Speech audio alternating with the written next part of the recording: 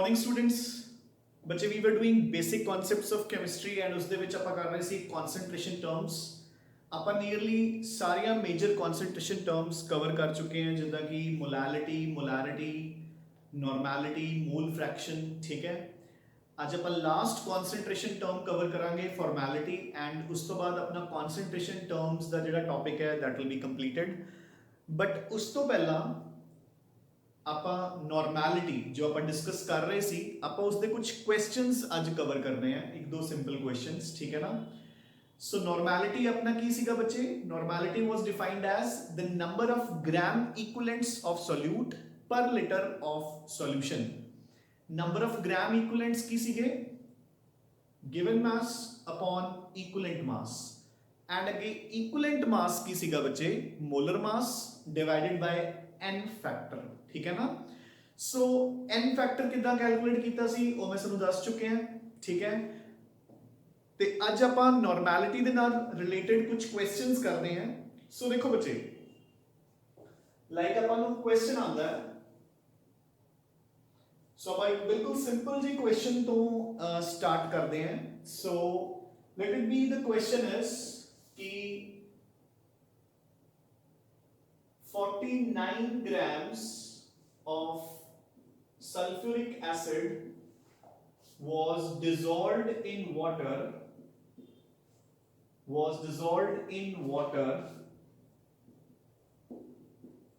to form 1.5 liters of solution। ठीक है, सो अब पानी दे विच 49 grams H2SO4 डिसॉल्व करके 1.5 लीटर्स ऑफ सॉल्यूशन रेडी कर लिया बच्चे। ठीक है, calculate number 1 molarity and number 2 normality of the solution. So molarity calculate करो सॉल्यूशन दी एंड नॉर्मैलिटी कैलकुलेट करो बच्चे। ठीक है, सो अपने पास डाटा की है देखो। So WB is equal to 49 grams. So बच्चे गिवन मास ऑफ सोल्यूट कितना है? 49 ग्राम्स H2SO4। अगर आपको सोल्यूट पता है तो ऑफ कोर्स अपने को मोलर मास कैलकुलेट हो गया 98 ग्राम्स। सो अपने को H2SO4 ਦਾ मोलर मास कितना ਹੁੰਦਾ बच्चे? 98 ग्राम्स। ਹੁਣ ਆਪਾਂ ਉਸ ਦਾ ਇਕੁਇਵਲੈਂਟ ਮਾਸ ਕੈਲਕੁਲੇਟ ਕਰ ਲਾਂਗੇ। So equivalent mass of H2SO4 is given mass, sorry, molar mass upon n factor. So molar mass is 98 upon n factor कितना बचे H2SO4 का? 2। So 2 यानी कि equivalent mass आ गया 49 grams। तो बचे volume of solution is 1.5 liters यानी कि 1500 ml। फाइन। सो नाउ पहला आप कैलकुलेट करांगे इसकी मोलैरिटी। ठीक है, सो मोलैरिटी कितनी आएगी बच्चे? WB upon MB into 1000 upon B। सो अपन सारा कुछ गिवन है। WB कितना गिवन है बच्चे? 49, MB इज 98 इनटू 1000 अपॉन बच्चे वॉल्यूम कितनी है अपने पास? 1500। फाइन। सो इसको सॉल्व करके अपने कोल आ जाएगा। सो देखो 49 2s आर 98, नीचे आ गया 2। सो इथे 500 नाल डिवाइड करके आ गया 2/3। सो 1/3 यानी कि 0.33 इज योर मोलैरिटी। सो अपने मोलैरिटी कैलकुलेट कर ली। ਹੁਣ नॉर्मैलिटी कैलकुलेट करने दे अपने को दो तरीके हैं। सो देखो पहला तरीका आप डायरेक्ट फार्मूला लगाओ, normality is equal to molarity into n factor. So molarity कितनी है? 0.33, n factor is 2। So answer आ गया 0.66। या आप डायरेक्ट फार्मूला लगा के, लेंथी फार्मूला लगा के नॉर्मैलिटी दा उमें भी सॉल्व कर सकते हैं। So normality is equal to WB upon equivalent mass into 1000 upon B। So 49 upon equivalent mass कितना बचे H2SO4 का? Again 49 into 1000 upon 1500 ये आ गया अपने को 2/3 यानी कि 0.66 is your normality. So answer बचे, ठीक है ना। सो आप किसी भी वे नाल कर सकते हैं, पहला मोलैरिटी फाइंड आउट करके n फैक्टर नाल मल्टीप्लाई कर दो, चाहे डायरेक्टली फाइंड आउट कर लो, ठीक है।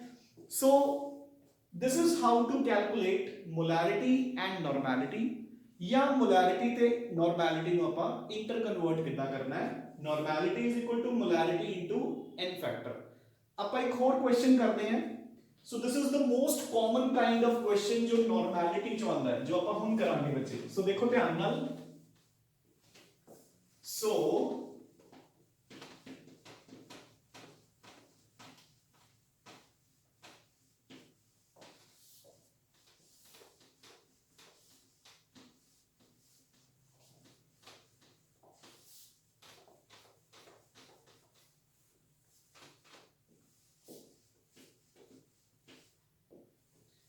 देखो बच्चे अपना नेक्स्ट क्वेश्चन जो है दैट इज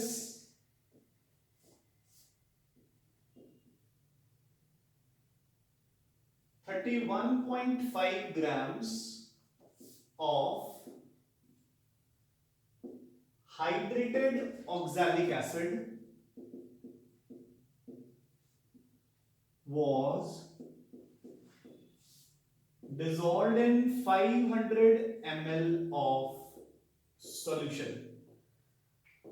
So अपने को 500 ml solution है जिस दे विच we have 31.5 grams of hydrated oxalic acid। What will be the normality of the solution? So solution the normality बच्चे कितनी होएगी, ठीक है। So this is your question। ਹੁਣ देखो बच्चे अगेन आई रिपीट कि नॉर्मैलिटी ਦੇ ਵਿੱਚੋਂ ਜਿਹੜੇ ਨਿਊਮੈਰੀਕਲਸ ਆਉਂਦੇ ਨੇ ਉਹਨਾਂ ਵਿੱਚੋਂ ਇਹ ਮੋਸਟ ਕਾਮਨ ਨਿਊਮੈਰੀਕਲ ਹੈ। ਤਾਂ ਇਸ ਦੇ ਲਈ ਸਭ ਤੋਂ ਪਹਿਲਾਂ ਆਪਾਂ ਨੂੰ ਆਕਜ਼ੈਲਿਕ ਐਸਿਡ ਦਾ ਫਾਰਮੂਲਾ ਪਤਾ ਹੋਣਾ ਚਾਹੀਦਾ ਹੈ, ਐਂਡ ਆਕਜ਼ੈਲਿਕ ਐਸਿਡ ਤੋਂ ਬਾਅਦ ਹਾਈਡਰੇਟਡ ਆਕਜ਼ੈਲਿਕ ਐਸਿਡ ਦਾ। ਸੋ ਦੇਖੋ ਹਾਈਡਰੇਟਡ ਸੌਲਟਸ ਤਾਂ ਸਮਝਦੇ ਹੋ ਨਾ, ਜਿਵੇਂ ਕਿ ਦੇਖੋ ਆ ਆਪਣਾ ਫਾਰਮੂਲਾ ਹੈ ਕਾਪਰ ਸਲਫੇਟ, ਤੇ ਜਦੋਂ ਆਪਾਂ ਕਾਪਰ ਸਲਫੇਟ ਨੂੰ ਮੋਇਸਚਰ 'ਚ ਰੱਖ ਦਈਏ ਤਾਂ ਇਟ ਐਬਜ਼ੌਰਬਸ 5 ਵਾਟਰ ਮੋਲੀਕਿਊਲਸ ਤੇ becomes copper sulfate dot 5H2O। ਤਾਂ ਜਿਹੜੇ ਆਹ 5H2O ਮੈਂ ਨਾਲ ਲਗਾਏ ਨੇ they are called water of hydration, ਠੀਕ ਹੈ ਨਾ, water of hydration, ਠੀਕ ਹੈ। ਤੇ ਇਹ ਫਰਕ ਵੀ ਹੁੰਦਾ ਹੈ, ਜੋ ਬਿਨਾ ਪਾਣੀ ਤੋਂ ਕਾਪਰ ਸਲਫੇਟ ਹੈ ਉਹ ਵਾਈਟ ਕਲਰ ਦਾ ਹੁੰਦਾ ਹੈ ਐਂਡ 5H2O ਦੇ ਨਾਲ it becomes blue in color, ਠੀਕ ਹੈ। ਤੁਸੀਂ ਘਰਾਂ 'ਚ ਨਮਕ ਵੀ ਦੇਖਦੇ ਹੋ NaCl, ਅਗਰ ਆਪਾਂ ਅੱਜ ਕੱਲ ਜਿਵੇਂ ਮੋਇਸਚਰ ਦੇ ਦਿਨ ਹੈ ਅਗਰ ਆਪਾਂ ਬਾਹਰ ਖੁੱਲਾ ਰੱਖ ਦਈਏ ਨਮਕ ਤਾਂ ਸਲਾਬਾ ਹੋ ਜਾਂਦਾ ਹੈ, ਮੋਇਸਚਰਾਈਜ਼ਡ ਹੋ ਜਾਂਦਾ ਹੈ ਨਾ। ਤਾਂ ਨਮਕ ਦਾ normal formula is NaCl, but after that it becomes NaCl dot 2H2O, ਠੀਕ ਹੈ ਨਾ।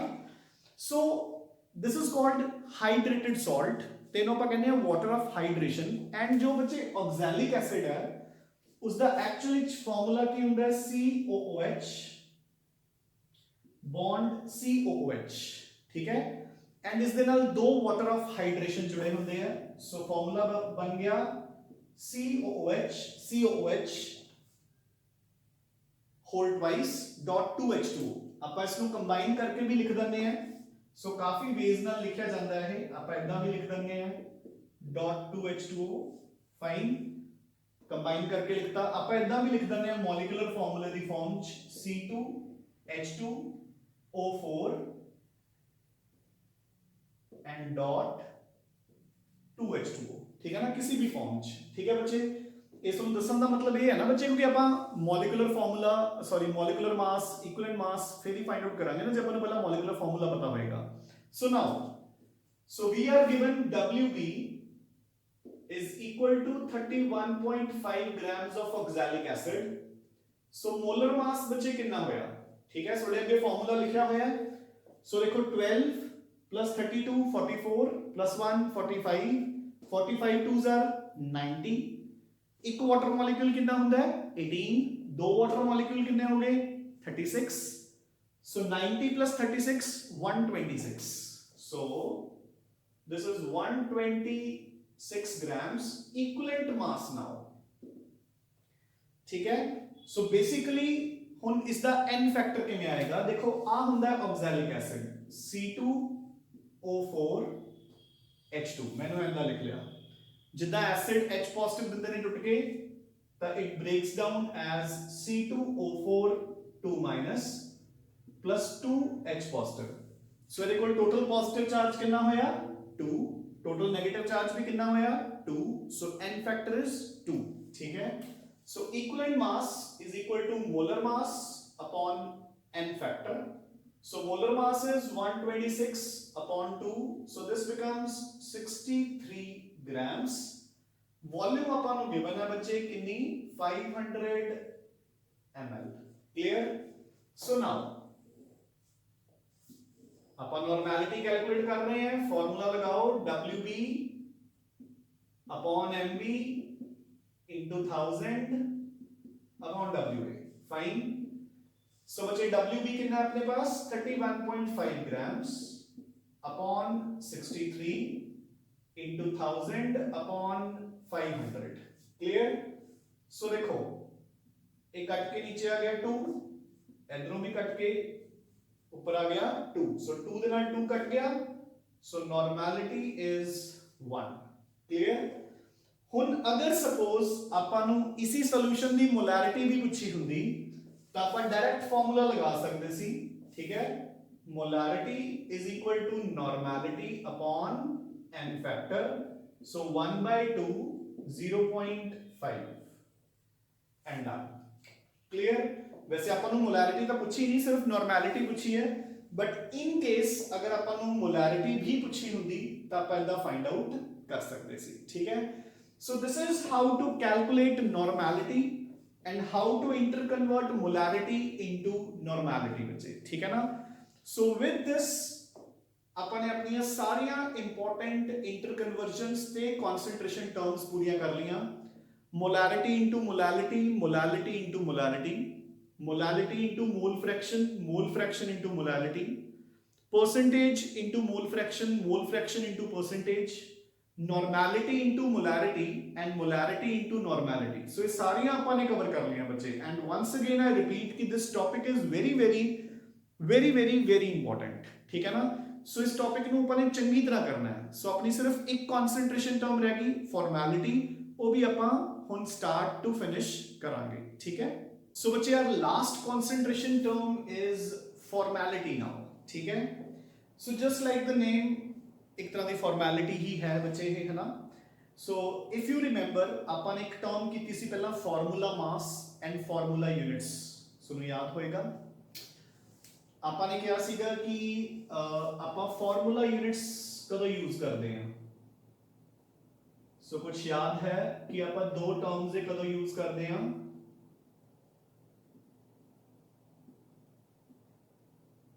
formula units and formula mass. formula units बच्चे अपन यूज करते सी कि these are just like molecules of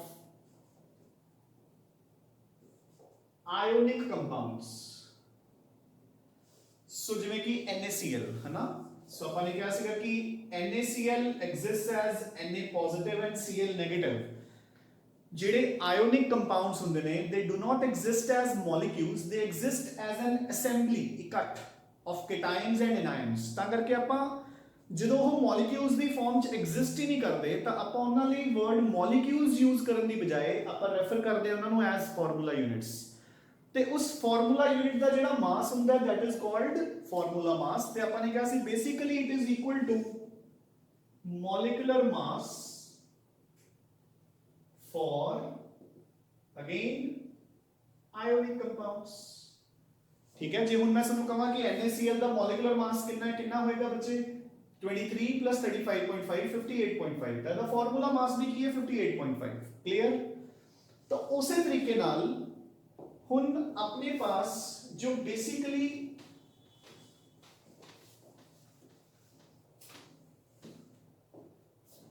formality है, so formality is basically nothing but just it is molarity in case of ionic compounds. ठीक है ना, so molarity in case of ionic compounds is known as formality. How do you define it? You will define it as the number of formula units of solute per liter of solution। सो जिवें molarity ਲਈ ਆਪਾਂ ਕਹਿੰਦੇ ਸੀ number of moles per litre of solution, ਇੱਥੇ ਆਪਾਂ ਲਿਖਦੇ ਹਾਂ number of formula units of solute per litre of solution. ਤਾਂ ਦੇਖੋ ਜਿਵੇਂ ਆਪਾਂ ਮੋਲੈਰਿਟੀ ਲਈ ਲਿਖਦੇ ਸੀ WB upon MB into 1000 upon V, ਤਾਂ ਬੱਚੇ ਫਾਰਮੈਲਿਟੀ ਦੇ ਕੇਸ 'ਚ ਬਸ ਇੱਥੇ ਕੀ ਆ ਜਾਏਗਾ ਫਾਰਮੈਲਿਟੀ कैपिटल F, और ਇੱਥੇ ਆ ਜਾਏਗਾ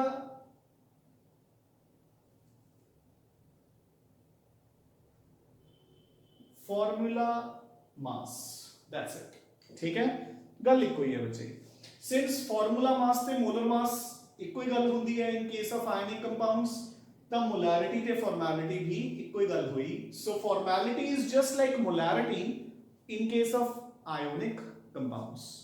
आई hope this is fine, easy. मैं तुहानू एक क्वेश्चन करके दिखा दिंदा जिहदे नाल आपां नू बेटर पता लग जाएगा, क्लीयरली पता लग जाएगा कि मोलैरिटी ते formality is nothing but formality is molarity in case of ionic compounds। So just have a look at the question now। sorry बच्चे थे पार कट होया हुआ जजीत रोड पे ना, so lots of sweating हो रही है। so just write down a question, बिल्कुल easy सा question हम डिस्कस करते हैं बच्चे, ठीक है। So let it be, the question comes, so let it be, the question is कि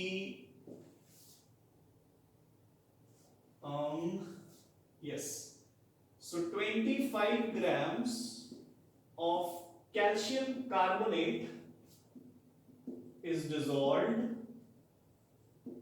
in 400 ml of solution। Find what will be its formality। ठीक है, अपन फॉर्मैलिटी पूछी गई है बच्चे, तो हम इत्थे मोलैरिटी भी पूछ सकते सी, मतलब जरूरी नहीं कि फॉर्मैलिटी ही पूछी जावे, but I would like to say कि मोस्ट प्रोबेबल चांसेस आर कि इत्थे मोलैरिटी ही पूछ लेंगे वो, ठीक है ना। तो जस्ट मैं इंट्रोड्यूस करवाई है टर्म। सो देखो WB is 25 grams, molar mass of calcium carbonate कितना आएगा बच्चे, 16 3s are 48 plus 12 60 plus 40 100 grams, ठीक है। volume of the solution is 400 ml, so formality is equal to WB upon formula mass into 1000 upon V। So WB बच्चे अपन को 25 given है upon formula mass is equal to molar mass, ठीक है। So 100 grams into 1000 upon volume is 400 ml। So हम तुसी खुद देखो कि अगर अपन को मोलैरिटी पूछी जाती तो मोलैरिटी भी तो अपन इधर ही फाइंड आउट करनी सी ना, 25 upon 100 into 1000 upon 400 बच्चे, ठीक है ना। So they both are one and the same thing। So ये इथों कट के आ गया 4, ये इथे कट के आ गया 2.5। So your answer is 2.5 upon 4। So this will be 0.625। So this is how to calculate the formality of a solution बच्चे। I hope this is well and fine, easy now। So एक very important question, ध्यान से सुनो बच्चे। अगर अपन question आता है कि question is out of all the concentration terms, out of the following concentration terms, which one is most preferred, ठीक है। सो देखो बच्चे, नंबर 1 ਆਪਾਂ ਨੂੰ बल्कि ਆਪਾਂ ਇਹ ਲਿਖਾਂਗੇ which one is most preferred नहीं, which one is the best, ठीक है, कि ਕਿਹੜੀ ਸਭ ਤੋਂ ਵਧੀਆ ਕਨਸੈਂਟ੍ਰੇਸ਼ਨ ਟਰਮ ਹੈ, ठीक है। Molality,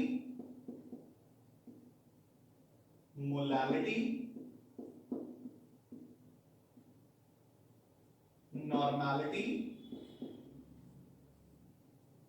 and formality, fine। so these are your options बच्चे, ठीक है। ਹੁਣ ਇਹਨਾਂ ਆਪਸ਼ਨਸ ਦੇ ਵਿੱਚੋਂ ਕਿਹੜੀ ਕਨਸੈਂਟ੍ਰੇਸ਼ਨ ਟਰਮ ਸਭ ਤੋਂ ਜ਼ਿਆਦਾ ਪ੍ਰੀਫਰਡ ਹੈ ਬच्चे, है ना। ਸੋ ਦੇਖੋ ਹੁਣ molality the formula is WB upon MB into 1000 upon V। normality is WB upon EB into 1000 upon V। formality is WB upon formula mass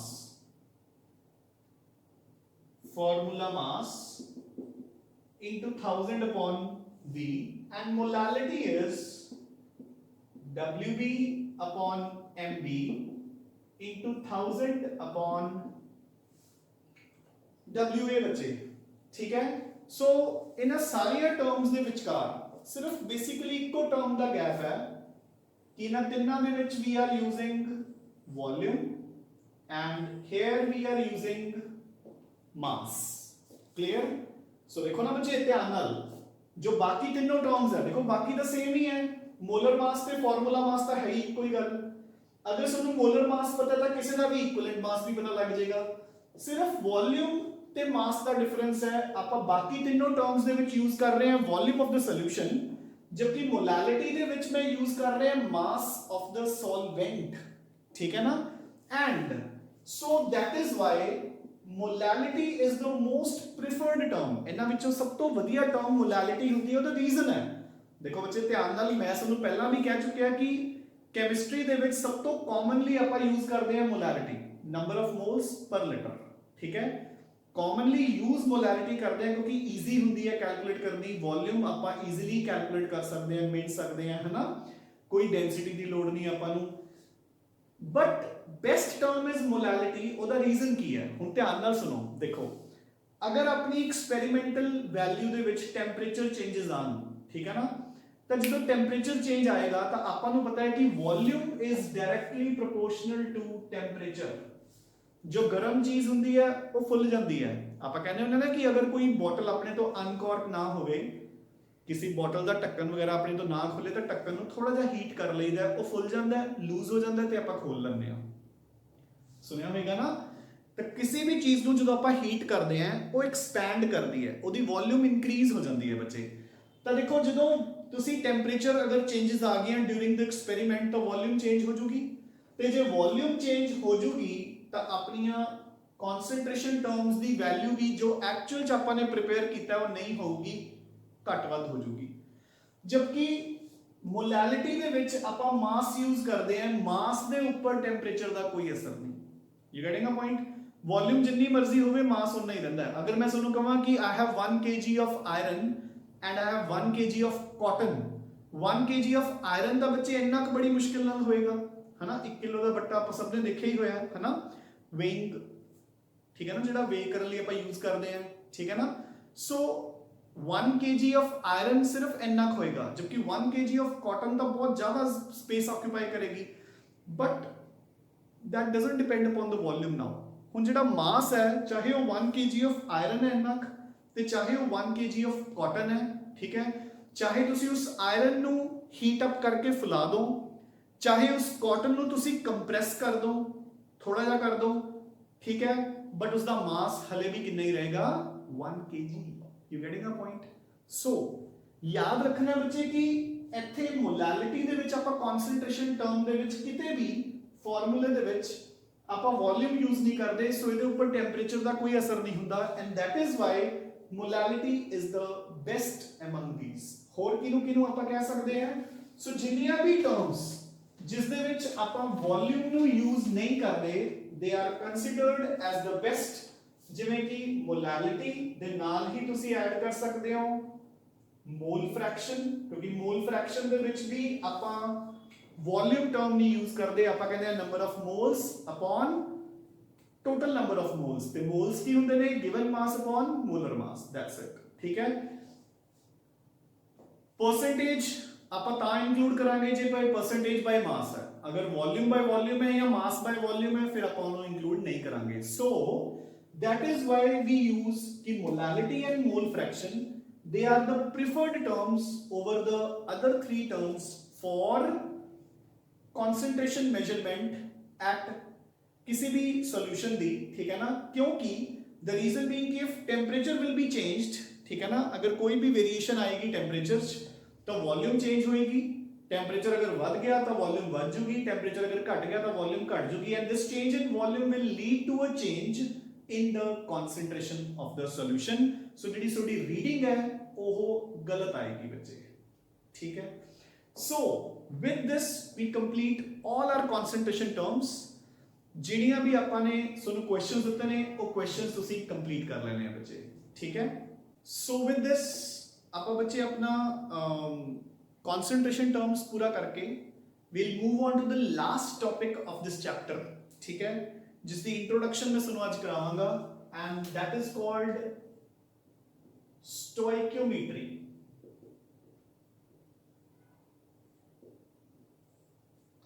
which is called stoichiometry, ठीक है।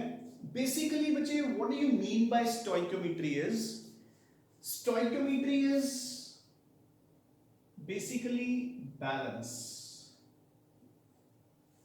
जो चीज बैलेंस्ड है आप उसको कहते हैं इट इज स्टोइकोमेट्रिक, अगर वो बैलेंस नहीं है तो we call it is non stoichiometric, ठीक है। सो स्टोइकोमेट्री ਦੇ क्वेश्चंस ਆਪਾਂ ਨੂੰ ਕਿੱਦਾਂ ਆने हैं, ठीक है ना। कोई भी बच्चा देखो इसको कल स्टोइचियोमेट्री नहीं बोलेगा, एंड कोई भी स्टिचियोमेट्री काइंड ऑफ कुछ ऐसा नहीं बोलूगा, ठीक है। So it is stoichiometry and it should be stoichiometry, fine, you getting a point. No stoichiometry, stoichiometry, है ना, pronunciation should be very correct, ठीक है, मतलब साइंस दे विच मैटर नहीं करती बट स्टिल इट मैटर्स, ठीक है। So it is stoichiometry, fine. Now so बच्चे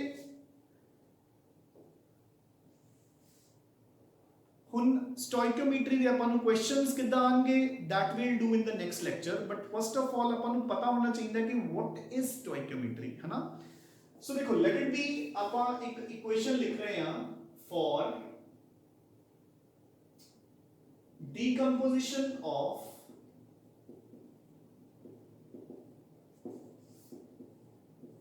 calcium carbonate। सो वो इक्वेशन इतना आएगी बच्चे, calcium carbonate when heated gives you calcium oxide plus CO2, carbon dioxide out, ठीक है। हुन चलो बैलेंस्ड हैगी है, ठीक है ना, क्योंकि देखो इधर भी कैल्शियम है, एक calcium, oxygens there are 3, 1 + 2 3, carbon is 1 1, done, ठीक है। हुन इस इक्वेशन तो मैंने की कुछ रिजल्ट्स निकलते हैं, इस तो रिजल्ट निकलते हैं कि if I use 1 mole of calcium carbonate and I heat it, तो मेरे को 1 मोल बनेगा कैल्शियम ऑक्साइड का और 1 मोल बनेगा CO2 का, यानी कि 1 मोल कैल्शियम कार्बोनेट मैंने टुट के 2 मोल्स देगा, एक कैल्शियम ऑक्साइड का, एक CO2 का। मैं ये भी कह सकता है कि 100 grams of calcium carbonate will give me 44 grams of carbon dioxide and so 56 grams of calcium oxide, ठीक है, ये भी बोल सकता मैं।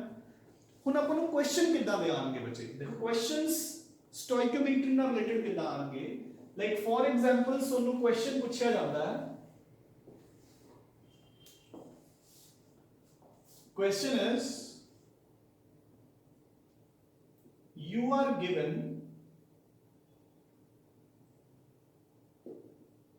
40 grams of calcium carbonate, calcium carbonate ਆਪਾਂ चौक भी बोल ਦਿੰਦੇ हैं, लाइमस्टोन भी बोल ਦਿੰਦੇ हैं, ठीक है ना। कैल्शियम कार्बोनेट आप लाइमस्टोन भी बोल देते हैं, ठीक है।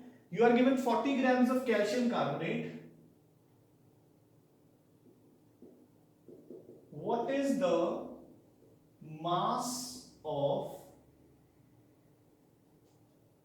calcium oxide obtained upon complete decomposition? So question is कि you are given 40 grams of calcium carbonate और अगर तुसी उसको पूरी तरह तोड़ दो कंप्लीट डीकंपोजिशन ਤਾਂ ਤੁਹਾਡੇ ਕੋਲ कैल्शियम ऑक्साइड कितना बनेगा, ठीक है। ठीक है, ਨਾਲ ਹੀ ਚਲੋ ਸੈਕੰਡ ਕੁਐਸਚਨ ਆਪਾਂ ਬਾਅਦ ਵਿੱਚ ਕਰਦੇ ਹਾਂ। ਸੋ ਦੇਖੋ ਹੁਣ ਆਪਾਂ ਨੂੰ ਪਹਿਲਾਂ ਆਪਾਂ ਨੇ ਬੱਚੇ ਇਕੁਏਸ਼ਨ ਲਿਖਣੀ ਹੈ, ਠੀਕ ਹੈ। ਫਿਰ ਇਕੁਏਸ਼ਨ ਲਿਖ ਕੇ ਆਪਾਂ ਨੇ ਦੇਖਣਾ ਕਿ ਅਕੋਰਡਿੰਗ ਟੂ ਦ ਇਕੁਏਸ਼ਨ ਅਗਰ ਮੇਰੇ ਕੋਲ 100 ਗ੍ਰਾਮ ਕੈਲਸ਼ੀਅਮ ਕਾਰਬੋਨੇਟ ਹੁੰਦਾ ਤਾਂ ਮੇਰੇ ਕੋਲ ਕਿੰਨਾ ਕੈਲਸ਼ੀਅਮ ਆਕਸਾਈਡ ਬਣਨਾ ਸੀ 56 ग्राम्स। I hope done. ਹੁਣ ਮੇਰੇ ਕੋਲ ਕੈਲਸ਼ੀਅਮ ਕਾਰਬੋਨੇਟ ਕਿੰਨਾ ਹੈ 40 ग्राम्स। सो मैं लिखूंगा 100 grams calcium carbonate gives 56 grams calcium oxide. So अगर मेरे पास 40 grams कैल्शियम कार्बोनेट है तो it will give me 46 upon 100 into 40, ठीक है, क्लियर। सो देखो, सो दिस इज 2/5। सो जरूरत ही नहीं है आप 4/10 ही रखते हैं, सॉरी है ना, it will be easier to calculate. So 56 into 4 कितना आएगा, सो 56 2s are 112, 112 into 2 224/10। so I'll get 22.4 grams of calcium oxide। so simple है ना बच्चे।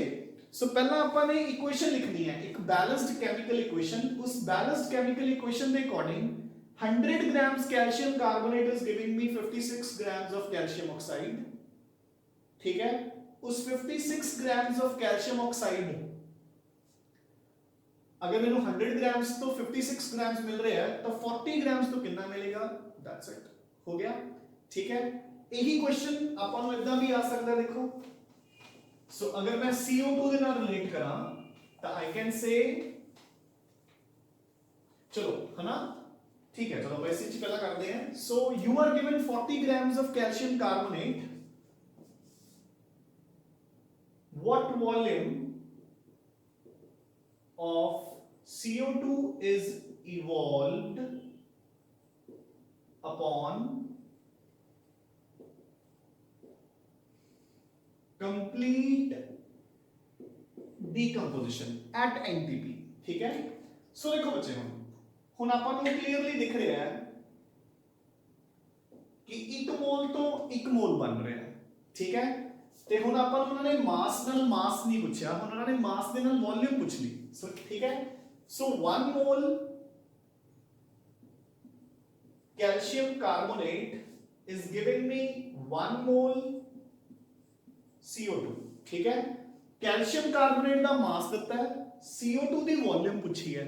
सो 1 मोल का मास कितना है, यानी कि 100 grams calcium carbonate is giving me 1 mole of CO2 ते 1 मोल ऑफ एनी गैस का NTP ते वॉल्यूम कितनी होती है 22.4 लीटर्स या 22,400 ml, याद होएगा ना, ठीक है। सो अगर 100 ग्राम्स तो 22.4 मिल रही है तो 40 ग्राम्स तो कितनी मिलेगी 22.4 बाय 100 into 40। सो अगेन ये कट गया, ठीक है। सो मेरे को मल्टीप्लाई करके क्या आ जाएगा 4 4s are 16, 1 4 2s are 8, 9 4 2s are 8, 89। so 89.4 by 10, so this is 8.96 liters। so any CO2 मिलेगी मैनू अगर मेरे पास कैल्शियम कार्बोनेट कितना होएगा बच्चे 40 ग्राम्स। आई होप डन, ठीक है, क्लियर, डन। नाउ एक और क्वेश्चन लेके चलते हैं अपना। सो देखो, सो this is what you mean by बच्चे स्टोइकियोमेट्री, ठीक है। सो इधर देखो,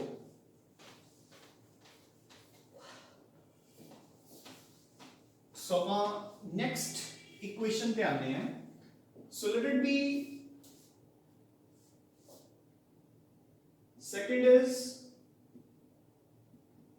preparation of ammonia the example ले रहे हैं ਆਪਾਂ, ठीक है। सो एमोनिया कितना बनता है बच्चे? सो this is the reaction for the preparation of ammonia, N2 plus 3H2 gives you 2 moles of ammonia. Clear? I hope done, ठीक है। सो हुन अगर कोई मैंने पूछे ता आई नो, चलो पहला ਆਪਾਂ ਹੁਣ क्वेश्चन ही करते हैं, ठीक है ना। So let it be, question is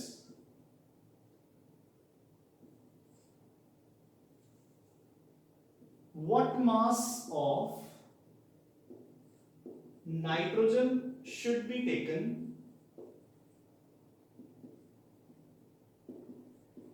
to obtain, so what mass of nitrogen should be taken to obtain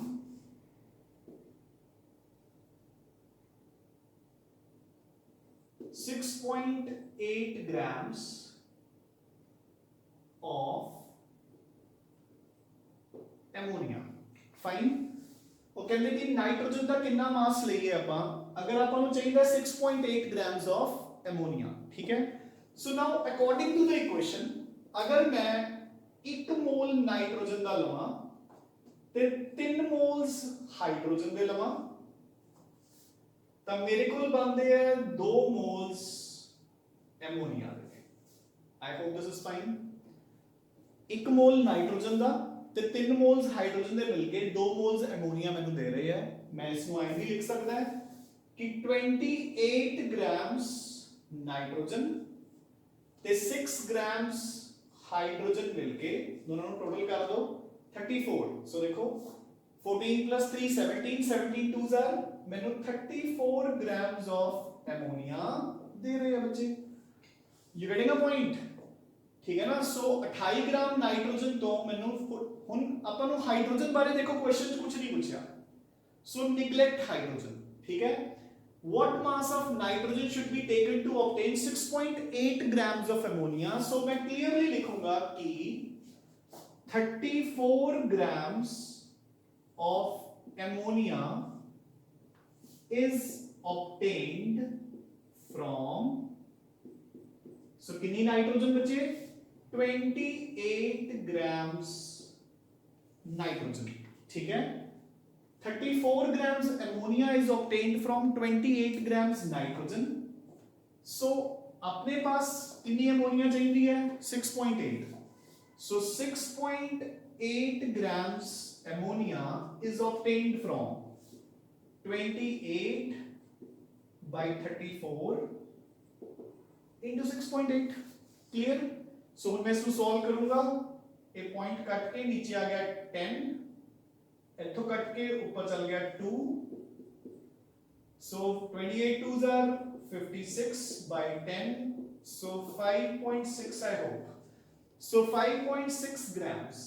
सो देखो बच्चे, अगर 34 grams अमोनिया बनाने ਲਈ ਮੈਨੂੰ 28 grams नाइट्रोजन ਦੀ ਜ਼ਰੂਰਤ ਹੈ ਤਾਂ 6.8 grams अमोनिया बनाने ਲਈ ਮੈਨੂੰ 5.6 grams नाइट्रोजन ਦੀ ਜ਼ਰੂਰਤ ਪਏਗੀ। सिमिलरली मैं हाइड्रोजन कैलकुलेट कर सकता ਤੇ ਉਹ ਟੋਟਲ ਹੀ ਆਏਗਾ। देखो ਹੁਣ मैं ਇਹ ਵੀ ਲਿਖ ਸਕਦਾ ਕਿ 34 grams ਲਈ ਕਿੰਨੀ ਹਾਈਡਰੋਜਨ ਦੀ ਲੋੜ ਹੈ 6 grams। ਸੋ ਦੇਖੋ ਧਿਆਨ ਨਾਲ 34 ग्राम अमोनिया बनाने ਲਈ I need 6 grams हाइड्रोजन ਤੇ ਮੈਂ ਕਿੰਨੀ ਅਮੋਨੀਆ ਬਣਾਣੀ ਸੀ 6.8 grams। ਤਾਂ 6.8 grams ammonia बनाने ਲਈ I need 6 upon 34 into 6.8। सो ये आ गया 10 पॉइंट हट गया, सो ये आ गया 2, सो 6 into 2 12, 12 by 10 is 1.2 ग्राम। सो ध्यान नाल देखो बच्चे 1.2 ग्राम हाइड्रोजन ते 5.6 ग्राम्स नाइट्रोजन मिलके कितना हो गया 5.6 plus 1.2 टोटल कितना हो गया 6.8 ग्राम्स अमोनिया बन जाएगी। सो जिदा आपने लिखा 28 प्लस 6 मिलके कितना बन गया 34। Total mass of reactants should be equal to total mass of products. So 28 ਤੇ 6 ਮਿਲਕੇ 34 ਗ੍ਰਾਮਸ ਬਣ ਰਿਹਾ ਹੈ ਨਾ, ਤਾਂ ਉਸੇ ਤਰੀਕੇ ਨਾਲ 1.2 ਤੇ 5.6 ਮਿਲਕੇ 6.8 ਗ੍ਰਾਮਸ ਅਮੋਨੀਆ बन रहा है। ठीक है, so this is the basic essence of stoichiometry बच्चे। ठीक है ना, मैं जस्ट ਤੁਹਾਨੂੰ ਅੱਜ ਇੰਟਰੋਡਕਸ਼ਨ ਦਿੱਤੀ ਹੈ ਸਟੋइकोमेट्री ਤੇ। ठीक है, ਕੱਲ ਆਪਾਂ ਕੀ ਕਰਾਂਗੇ, ਕੱਲ ਆਪਾਂ ਕੁਐਸਚਨਸ ਸੋਲਵ ਕਰਾਂਗੇ ਰਿਲੇਟਡ ਟੂ ਸਟੋइकोमेट्री। ठीक है ना, मैं ज्यादा स्टोइकोमेट्री ਅੱਜ ਤਾਂ ਨਹੀਂ ਕਰਵਾ ਰਿਹਾ, ਦ ਰੀਜ਼ਨ ਬੀਇੰਗ ਕਿ ਤੁਸੀਂ ਜਿਹੜਾ ਪਹਿਲਾਂ ਆਪਣਾ ਕਨਸੈਂਟ੍ਰੇਸ਼ਨ ਟਰਮਸ ਹੈ ਉਸ ਨੂੰ ਥਰੋਲੀ ਕਰ ਲਓ। ਠੀਕ ਹੈ ਨਾ, ਤੇ ਉਸ ਦਾ ਟੈਸਟ ਵੀ ਤਿਆਰ ਕਰਨਾ ਸਟਾਰਟ ਕਰ ਦਿਓ। ठीक है, टुडे इट इज ट्यूसडे है ना, सो ऑन थर्सडे, सो यानी कि परसों मैं थोड़ा कॉन्सेंट्रेशन टर्म्स का टेस्ट लूंगा। ठीक है, only and only concentration terms. Mole concept हो चुके हैं, now it will B only and only concentration terms. ठीक है, इसलिए इन्होंने चंगी तरह प्रिपेयर करना स्टार्ट कर दो। ठीक है ना, and once you are thorough with concentration terms बच्चे फिर चैप्टर वैसे ही पूरा हो जाता है, क्योंकि इसके विच दो ही इंपॉर्टेंट टॉपिक्स है, mole concept and concentration terms.